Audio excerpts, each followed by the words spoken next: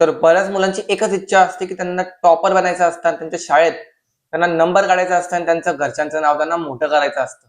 तुम्हाला पण असंच वाटतं ना?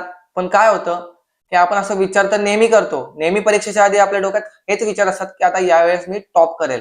पण ते कधी होतच नाही. जर तुम्हाला पण टॉपर बनायचं असेल आणि जर तुमची ही इच्छा असेल की नंबर काढायचे, तर ही व्हिडिओ शेवटपर्यंत बघा. या व्हिडिओमध्ये मी सांगणार अशा 3 गोष्टी ज्या तुम्हाला मदत करतील टॉपर बनायला आणि 100% तुम्ही टॉपर नक्कीच बनाल. तर नमस्कार, माझं नाव आहे जय आणि आजच्या व्हिडिओमध्ये मी तुम्हाला सांगणार अशा 3 गोष्टी ज्या तुम्हाला मदत करू शकतात टॉपर बनण्यासाठी. कारण की आजकाल बऱ्याच मुलांच्या डोक्यात असतं की आम्हाला टॉपर बनायचे. त्यांची इच्छा असते की घरच्याचं नाव मोठं करू, पण ते टॉपर कधी बनतच नाही. आणि दरवेळेस ते परीक्षेच्या आधी विचार तर करतात का या परीक्षेत मी टॉप करेल, पण ते कधी होतच नाही. तर असं का होतं? कारण की तुम्हाला काही गोष्टी माहिती नाहीत ज्या आपण करून टॉप करू शकतो, पण त्या गोष्टी तुम्हाला माहिती नसतात बऱ्याच मुलांना. आजच्या व्हिडिओमध्ये मी त्याच 3 गोष्टी तुम्हाला सांगणार आहे. जर तुम्ही त्या 3 गोष्टींच्या मदतीने अभ्यास केला, तर तुम्हीही टॉप नक्कीच करू शकता आणि नेहमी नंबर तुमच्याच शाळेत तुमच्या येईल. तर चला मी आता तुम्हाला त्या गोष्टी सांगतो एक-एक करून, की कोणत्या त्या 3 गोष्टी आहेत ज्या जर तुम्हाला समजल्या आणि त्याच्या मदतीने जर तुम्ही अभ्यास केला, तर तुम्ही शाळेत टॉप करू शकता. अशा कोणत्या त्या 3 गोष्टी? चला मी तुम्हाला त्या एक-एक करून सांगतो. पहिली गोष्ट, स्वतःला हरवणे. म्हणजे काय?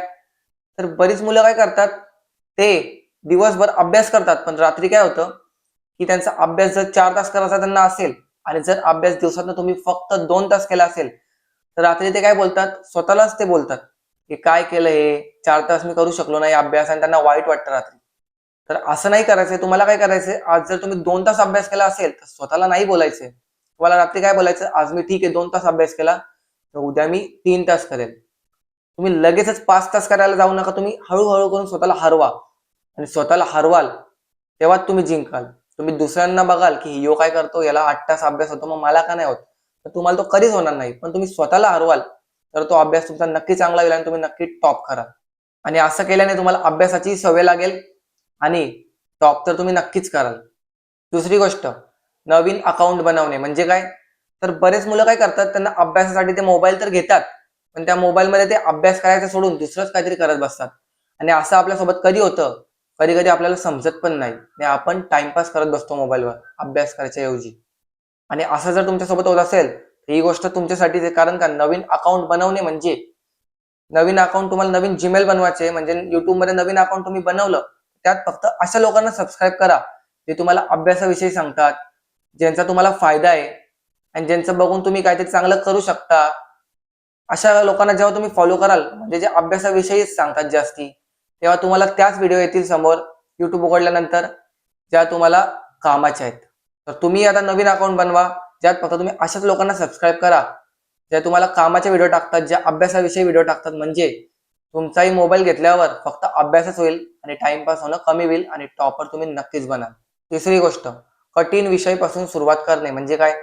तर बऱ्याच मुलांचा एखादा असा विषय असतोच, की ज्यात त्यांचं मन लागत नाही आणि त्यांचा अभ्यास होत नाही. आणि रात्री काय होतं, की ते स्वतःला सांगतात, की माझा या विषयाचा अभ्यास होतच नाही. आता मी या विषयाचा अभ्यास कसा करू? तर असं तुमच्यासोबत होत असेल, तर तुम्हाला काय करायचंय? जर समजा आज तुमचा अभ्यास त्या विषयाचा झाला नाही, तर रात्री तुम्ही काय करायचंय? झोपताना ठरवायचंय, की दुसऱ्या दिवशी मी अभ्यास चालू करेल, तर या कठीण विषयापासूनच चालू करेल. कारण की ह्यो विषय माझ्यासाठी मला सोप्पा बनवायचा आहे. जेव्हा दुसऱ्या दिवशी तुम्ही उठाल आणि अभ्यासाची तयारी करायला घ्याल, तेव्हा तुम्हाला तोच विषय पहिले घ्यायचे जो तुम्हाला कठीण वाटत होता आणि ज्याचा काल अभ्यास तुमचा झाला नव्हता. आणि तुम्हाला प्रयत्न करत राहायचे. आज थोडा होईल, उद्या पण तुमचा थोडाच होईल, पण परवा तुमचा चांगला अभ्यास होईल आणि तो विषय तुम्हाला हळू कुठेतरी सोपा वाटायला लागेल. त्यामुळं तुम्हालाही आता काय करायचंय, कठीण विषयापासूनच अभ्यासाची सुरुवात करायची. त्या विषयाला घाबरून चालणार नाही.